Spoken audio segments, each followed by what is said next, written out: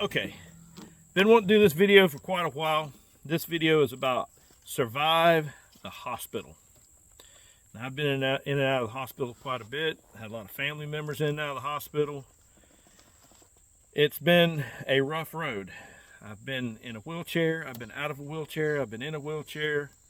I've had a spinal cord injury through the VA. Just a lot of things happen in the hospital. So I've got a lot of experience with the hospital, and my daughter had a lot of issues and had to be in the hospital. And we just learned a lot of how to deal with a hospital. So I want to do this video about how to survive a hospital and some things you need to think about. So the first thing you need to do is assume that people won't do their jobs or do their jobs properly. And I know that's a cynical ass way to look at things, but the truth is a lot of people are there just for the check, or maybe they're incompetent. And I know a lot of great nurses, a lot of great doctors, but I also know a lot of terrible nurses and terrible doctors. So if you're blessed, then you're going to get good nurses and good doctors most of the time. But sometimes that's not the case.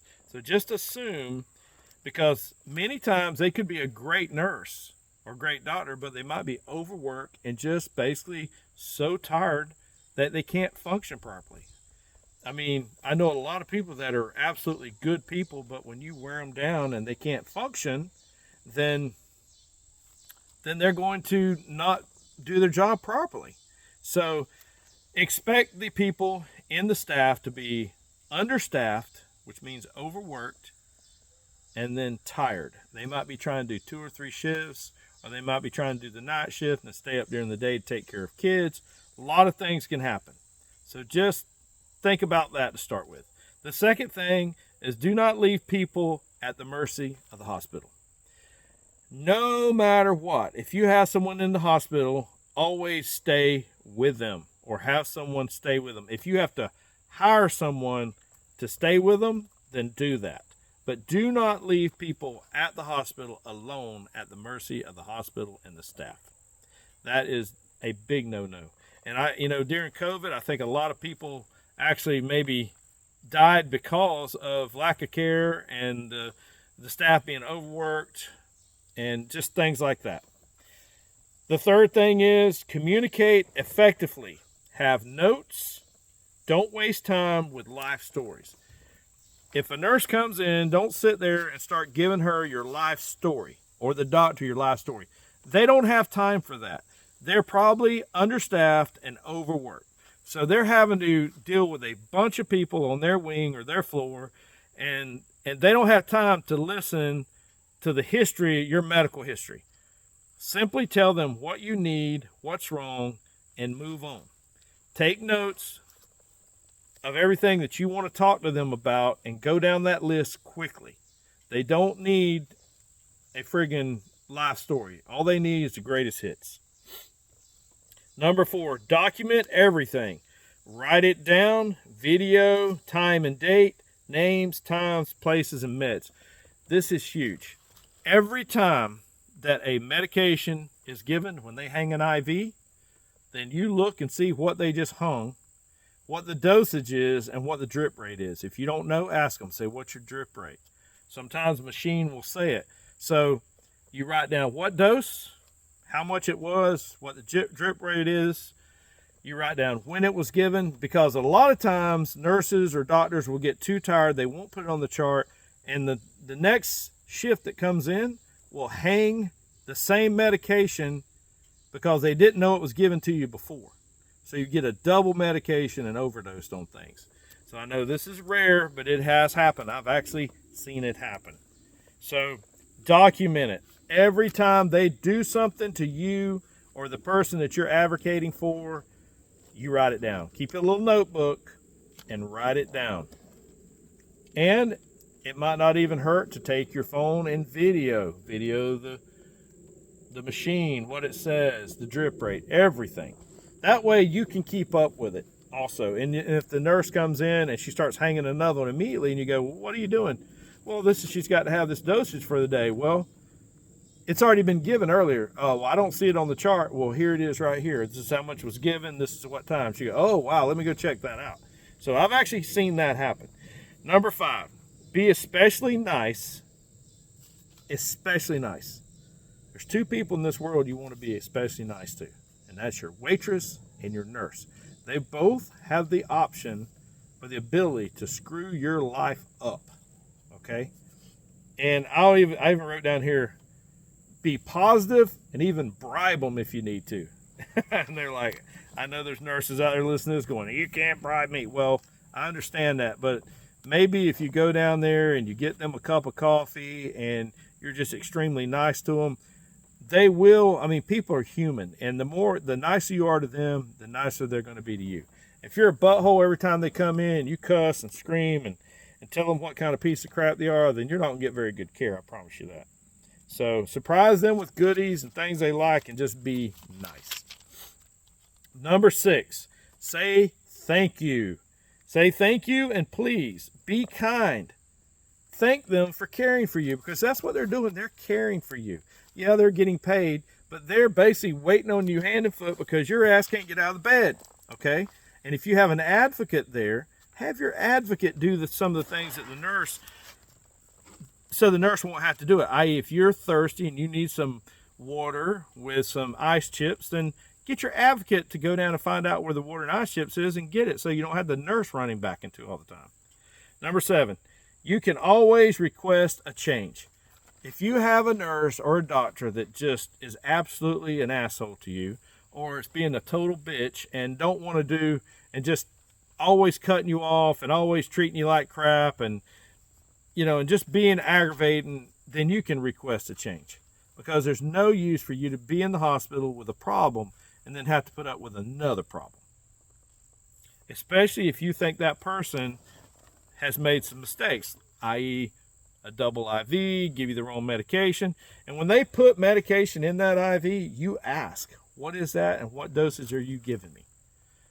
And if they say it's none of your business, then that's a problem. Number 8, verify all meds given, the dose, the time, the rate, the frequency. I've done said this 2 or 3 times because it is so important. You can definitely get overdosed, or you definitely not get the meds you're supposed to by verifying these things. So keep a full documentation of what they give you, what time they give you, and what date they give it to you on. Number 9, when a doctor tells you something and gives you information, then I want you to do some research, or have your advocate do some research on the doctor. If a doctor says, yeah, we're going to put you on this particular med or this particular treatment or this particular that or another, a lot of times they just assume that you're just going to do whatever they say. Well, you need to look up the doctor's record. Look up who they are, if they've ever been sued for malpractice, what they've malpracticed on. Just be informed on whose care you're under. And if you've got a guy that has been fired 5 or 6 times and he's got a lot of malpractice suits, then you might want to consider requesting a change. Number 10, always get a second opinion. If a doctor tells you that you need a major life-threatening surgery, get a second opinion anyway. It doesn't matter. Just get a second opinion. Tell them you want to think about it a couple days and then get a second opinion. Number 11, don't sign anything without understanding it. You need to understand what you're signing. And you need to ask them under a camera, have a camera set up and ask them, am I signing away any of my rights? Because they will make you sign away your rights, especially at the VA. They will have you sign away your rights, and then if something goes wrong and you come back and you try to do some kind of 1151 claim or something, they'll go, well, you didn't sign away your rights, so all this is null and void. And at the VA, they do their own investigation of themselves. At a civilian hospital, it's a little bit different. All right, number 12, carry all your personal items when you go, or carry a complement of your personal items. And what I mean by that is carry some slippers, an extra set of clothes, toothbrushes, towels, special soaps that you need. because a lot of times the hospital soaps ain't the same kind you're normally used to.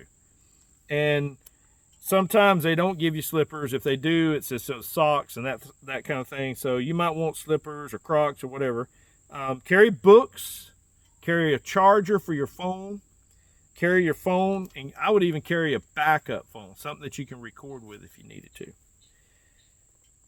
And then that's the other thing I put on here is in a clandestine way, have a clandestine way to communicate with the outside world, especially if you're by yourself. Because I'll be honest, they can get you in there and lock you down, and you can't complain to anybody, and you can't talk to anybody, and you can't communicate with your loved ones, and they can put you. It can be a problem. So number 12 is to carry any kind of personal things that you might need. Number 13, if you're the advocate of the person in the hospital, then you need to go in fully prepared as if you're going on a vacation. You need to have your phone, your charger, your soaps, your personal care kit, towels, a pillow. You need to be expecting to sleep in a friggin' recliner. So carry a pillow and an extra blanket.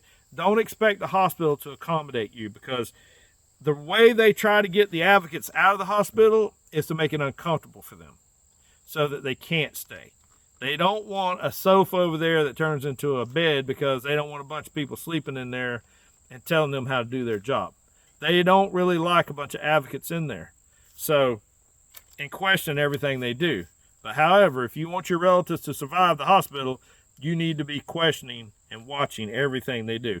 Don't be an asshole, though. Please don't go in there and say, well, and don't be a armchair doctor or armchair nurse.